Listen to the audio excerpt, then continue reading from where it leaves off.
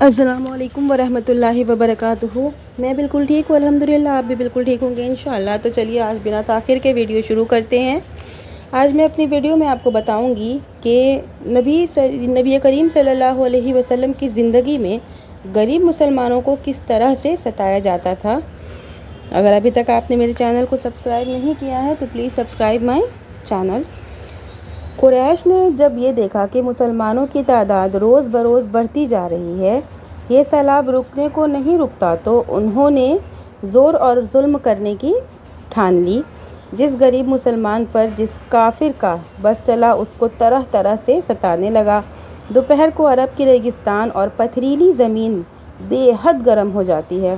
اس وقت وہ بے یار و مددگار مسلمانوں کو پکڑ کر اس تیز دھوپ میں اسی گرم زمین پر لٹاتے، چھاتی پر بھاری پتھر رکھ دیتے، بدن پر گرم بالو بچھاتے، لوہے کو آگ پر گرم کر کے اس سے داغتے۔ یہ وہ سزائیں ہیں جو بلال رضی اللہ عنہ اور صہیب رضی اللہ عنہ، یہ دونوں مسلمان غلاموں کو دی جاتی تھیں۔ اس سے بھی ان کا دل نہ بھرتا تو حضرت بلال کے گلے میں رسی باندھتے اور لونڈوں کے حوالے کر دیتے۔ وہ ان کو گلیوں میں گھسیٹتے پھرتے، لیکن ان کا یہ حال تھا کہ اس حالت میں بھی زبان پر احدن احدن، یعنی کہ وہ خدا ایک ہے، وہ خدا ایک ہے ہوتا تھا۔ صہیب رضی اللہ عنہ بھی غلام تھے جو مسلمان ہو گئے تھے۔ ان کو پکڑ کر اتنا مارتے تھے کہ ان کے ہوش و حواس جاتے رہتے تھے۔ خباب رضی اللہ عنہ، یہ خباب ابن ارت بھی پرانے مسلمانوں میں سے تھے۔ ان کو طرح طرح کی تکلیفیں دی گئیں، یہاں تک کہ ان کو ایک دن گرم کوئلوں پر چت لٹا دیا گیا۔ اس وقت تک نہ چھوڑا گیا جب تک کوئلہ ٹھنڈا نہ ہوا۔ یاسر رضی اللہ عنہ اور ان کے بیٹے عمار رضی اللہ عنہ اور ان کی بیوی سمیہ رضی اللہ عنہا، یہ تینوں مکہ کے غریبوں میں سے تھیں اور اسلام لانے والوں میں بہت پہلے انہوں نے اسلام قبول کیا تھا۔ یاسر تو کافروں کے ہاتھوں سے تکلیف اٹھاتے اٹھاتے انتقال فرما گئے۔ سمیہ کو ابو جہل نے ایسی برچھی ماری کہ وہ جاں بحق ہو گئیں۔ عمار رضی اللہ عنہ کو تپتی ہوئی زمین پر لٹا کر اتنا مارتے تھے کہ وہ بے ہوش ہو جاتے۔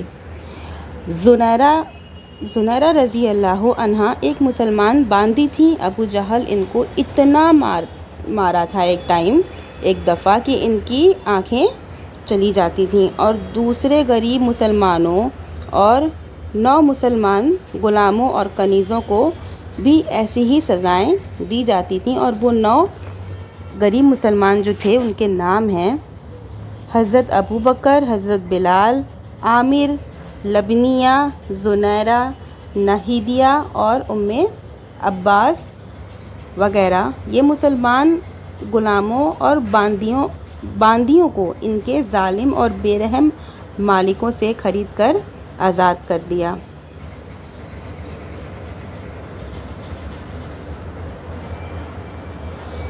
تو یہ غریب مسلمانوں کا حال تھا جو عزت کی اور دولت والے تھے اور اپنے بزرگ رشتہ داروں کے بچوں میں سے تھے۔